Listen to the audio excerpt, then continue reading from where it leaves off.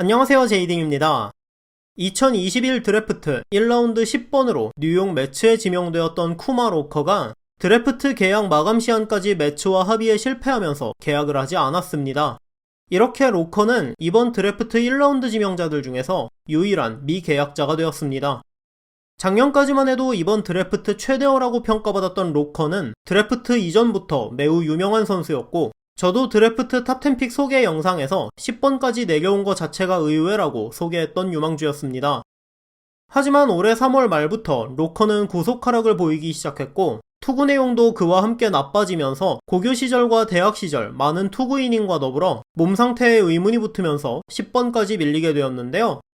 매츠는 드래프트 이후 메디컬 테스트에서 로커의 팔꿈치가 좋지 않다는 결론을 내렸고, 기존에 합의했던 600만 달러의 사이닝 보너스보다 낮은 금액에 계약하길 원했지만, 로커의 에이전트 스캇 보라스는 로커의 건강에는 이상이 없다고 주장했고, 결국 양측은 합의에 실패했습니다. 메이저리그는 드래프트에서 투수들을 보호하기 위한 프로그램을 가지고 있는데요.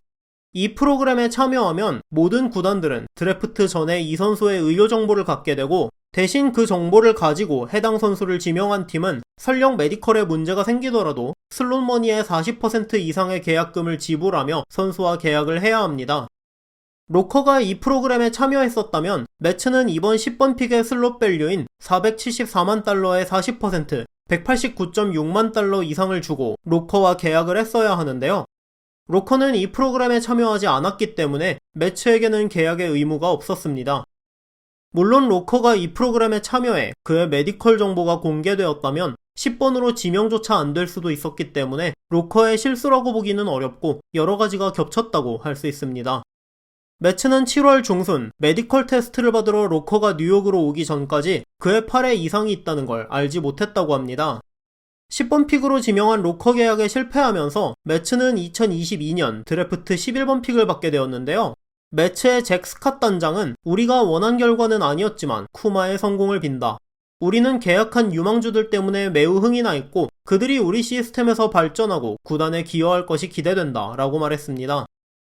과거 휴스턴이 1번 픽 브레이디 에이켄과 계약을 하지 않고 이듬해 2픽으로 알렉스 브래그먼을 뽑았고, 토론토가 타일러 비디와 계약을 하지 않고 다음 22픽으로 마커스 스트로먼을 뽑은 사례가 있는 만큼 매츠가 로커를 잡지 않은 대신 내년 드래프트 11픽으로 좋은 유망주를 건질 가능성은 얼마든지 있기 때문에 로커와의 계약 실패가 지금 매츠에게 타격이라고 판단하기는 어렵습니다. 하지만 저는 매츠가 로커를 지명하고 계약에 실패함으로써 다른 부분에서 큰 타격을 입었다고 보고 있는데요. 앞서 언급했듯이 한때 최고의 유망주였던 로커를 매츠는 10번 픽으로 지명하면서 10번 픽의 슬롯 밸류인 474만 달러보다 126만 달러가 많은 600만 달러의 계약금을 주기로 했습니다. 매츠는 드래프트 보너스 풀에 902만 6,300달러를 가지고 있었는데요. 다시 말해 1라운드에서 뽑은 로커를 제외한 나머지 19라운드에서 계약에 사용할 수 있는 돈이 300만 달러 정도밖에 없었습니다. 그래서 매츠는 2라운드부터 드래프트 전반에 걸쳐 대부분의 픽을 언더슬롯에 사용합니다. 매츠가 사용한 픽보다 낮은 평가를 받아 더 싸게 계약이 가능한 선수들을 뽑았다는 거죠. 그 결과 매츠는 2번 픽 켈빈 지글러부터 10번 픽 키션 에스큐까지 9명의 계약금으로만 슬롯머니 대비 100만 달러가량을 절약하는 데 성공했습니다. 하지만 결론적으로 로커 계약에 실패하면서 언더슬롯 전략의 의미는 사라졌고, 그냥 평가가 더 좋은 유망주들을 놔두고 저렴한 유망주들을 뽑는데 1년의 드래프트를 통째로 사용하게 되었습니다. 하위 라운드에서 보험 픽을 안 해놓은 것도 로커 계약 실패로 인해 더 크게 다가오게 되는데요.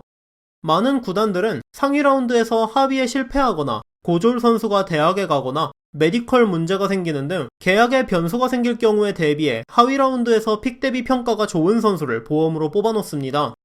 이번 드래프트에서 투수만 20명을 뽑았는데 9픽으로 로커를 패스했던 에인절스를 예로 들면, 에인절스는 11라운드 체이스 실세스와 12라운드 메이슨 얼브라이트를 보험픽에 투자했습니다. 실세스는 부상 때문에, 얼브라이트는 버지니아 공대로의 진학이 거의 확실시되는 선수들이라 잠재력에 비해 픽 순위가 많이 떨어졌는데요. 에인절스는 1라운드 픽 샘 바크만을 슬롯 밸류보다 110만 달러가량 싼 가격에 잡는 데 성공하면서 11, 12라운드에서 뽑은 두 선수를 슬롯 머니보다 훨씬 많은 돈을 주고 계약하는 데 성공했습니다. 매츠는 이런 보험 없이 로커 이후 19명의 유망주를 대부분 언더슬롯으로 뽑았기 때문에 로커 계약에 실패한 후 픽 대비 평가가 좋은 유망주를 거의 남겨놓지 못하게 되었는데요. 저는 로커를 놓친 것보다 이 부분이 매츠에게 큰 타격이었다고 생각합니다. 이제 로커는 2022년 드래프트에 다시 참가할 수 있습니다. 그 사이 벤더빌트 대학으로 돌아가도 되고 해외리그에서 뛰거나 팔치료에 전념하는 등 여러가지 선택지가 있는데요. MLB.com의 존 모로시 기자에 따르면 로커는 대학으로 돌아가는 걸 원치 않는다고 합니다. 한때 최고의 유망주였던 로커가 어떤 경로로 메이저리그에 진입하게 될지, 그리고 이번 드래프트에서 로커 지명을 믿고 매츠가 언더슬롯으로 뽑은 유망주들 중 누가 기대보다 잘 성장해서 매츠를 위로해주게 될지 궁금해집니다. 오늘 영상은 여기까지였습니다. 시청해주셔서 감사합니다.